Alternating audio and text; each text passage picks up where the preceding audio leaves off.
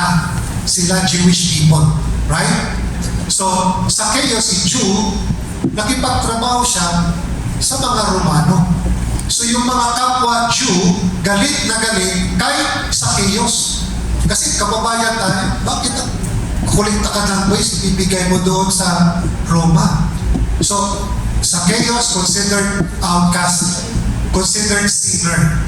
So, mayaman siya, pero wala siyang kaibigan. Para wala siyang community. Pero si Zacchaeus, meron siyang desire to see Jesus passing by. At then si Zacchaeus nga, maliit lang, for 11. Dami na yung tao. Hindi niya makita. Pero mayaman siya. Hindi naman siya mag-hire ng bodyguard. Tabi kayo dyan. Pero you can see the humility of Zacchaeus. Umakyat in a sycamore tree. Rich, wealthy man. Umakyat, climb a sycamore tree. Imagine, mayaman. Umakyat. Imagine si Penatibli Kasha. Umakyat si Kasha. Pero that is an expression of humility, pagpakumbaba. Gusto niyang makita dadaan si Jesus. Diba? Gusto na niya makita. Yun ang desire. Gusto lang makita. When Jesus saw Zacchaeus, sabi niya, Zacchaeus, hurry down. For that day, Jesus stayed in the house of Zacchaeus. Yung kanyang makita man lang sana, buong araw si Lord because Zacchaeus. My conversion. That's why there was hope. Anong conversion? Zacchaeus discovered true wealth, si Jesus. That's why Zacchaeus said, Lord, half of my belongings I give it to the poor. Half, kalahati. If I have defrauded anyone to the least 4 times, ibabalik ko, Lord. Kung may nadaya ako, Lord, ibabalik ko, Lord. So, because of that, Zacchaeus was converted. That's why Jesus said, this man too is the son of Abraham. Salvation has come to this house. Okay? Hope. Baka before, wala nang umasa kay Zacchaeus. But yung kanyang pag-asa, Panginoon. That even maybe for us, walang tayong pag-asa, pero kay Lord, umasa pa rin si Lord sa pagbabago natin. Okay? So, will you desire, it will give you hope. Tulad ni Zacchaeus. Because of that desire, it gave hope to Zacchaeus. Because of his desire. So in what way can I give? So, bago tayo magpatuloy, sige ba, tutulog na, para mabubuhayan tayo, may question tayo for sharing. Ayan, apat-apat na lang. Apat-apat. Yung tanong, in what way can I give hope in my community? In what way? Sa anong pamamaraan na ako'y tagapagbigay ng pag-asa sa pamayanan sa aking community? In what way? How can I be of hope to the community? Naintindihan? Hello? Naintindihan ba? In what way can I give hope? Ano ko ba magbigay ng hope sa community ko? Mas yung community ko, marami nag-aaway, talagang divided. In what way can I give hope? Or in what way can I give hope sa community, sa pag-serve? In what way? Para sa iyo, ano bang maibigay mo to give hope sa community? Naintindihan yung question? Okay, so mag-sharing muna tayo para ayusin ito ni Jerry yung ating PowerPoint. Okay, so mag-share. Tayo na hindi umihina. So sana we can be of hope by our service, our full cooperation, participation in our community. That's why we are called to be, each one of us can be an agent of hope. Lahat tayo. We are called to be an agent of hope. Listening to our sisters, we can be of hope, accompanying them. One of our volunteers sa pastoral, and then nilapitan niya siya doon sa worldwide ng kababayan natin. Mister, samahan mo naman ako. Saan? Kasi pupunta ng hospital, kasi may cancer patient, sinamahan lang siya naman. Somehow we can be sometimes we give time to our kababayan. Pero sometimes we try to ignore them. Nagtatanong lang, sister, Pilipina ka ba? Hindi.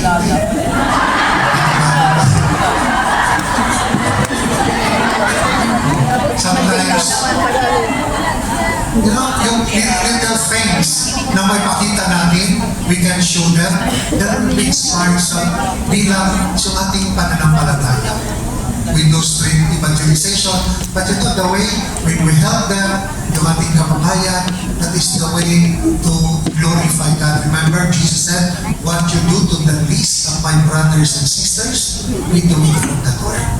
Okay? So, we can be an agent of hope. So, bago mag-pray, para hindi kayo antokin, I will give you a ray of hope. Si JR. Para bago mag-pray. So, that's why Jesus is our hope. A ray, when the child is born, sa yung hope natin. Okay, JR? Nawawala. And of course, we'd like to thank Holy Family Parish for the accommodation na mahirap maghanap ng lugar to have this for our venue, for our Father Benson, Janba, and Father Natalius. Okay? So one video. Malakas.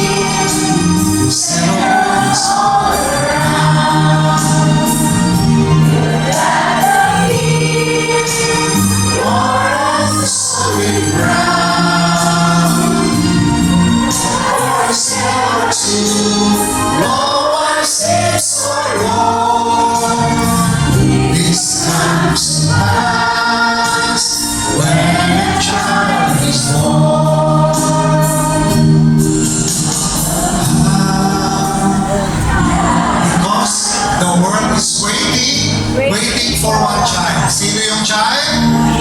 Jesus. A child that will grow up and turn tears to laughter, pains to love, war to peace, and everyone's neighbor. And misery and suffering will be words to be forgotten forever. Pagkasama si Lord, always joy.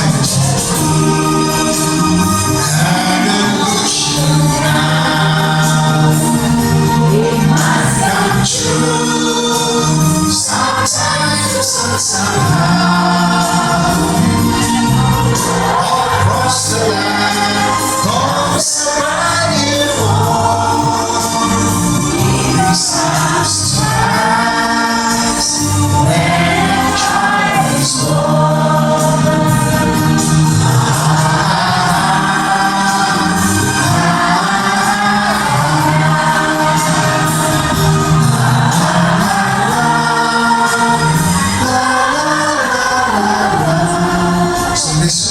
to pass with the child is born. So ibig sabihin, if we allow Jesus to be born in our hearts, to dwell in our hearts, then it is the presence of God's kingdom. So there is joy, peace. If the Lord is in our hearts, then we have to listen to the Lord. If the Lord will say, forgive, then we have to forgive. You serve, then we have to serve the Lord. But sometimes, if the Lord is not with us, we listen to ourselves. Okay? So before we proceed, we just break maybe for those who want to toilet, maybe 5 or 7 minutes. No? After that, come back to continue our recollection. Mag-break muna tayo. Okay? Toilet break.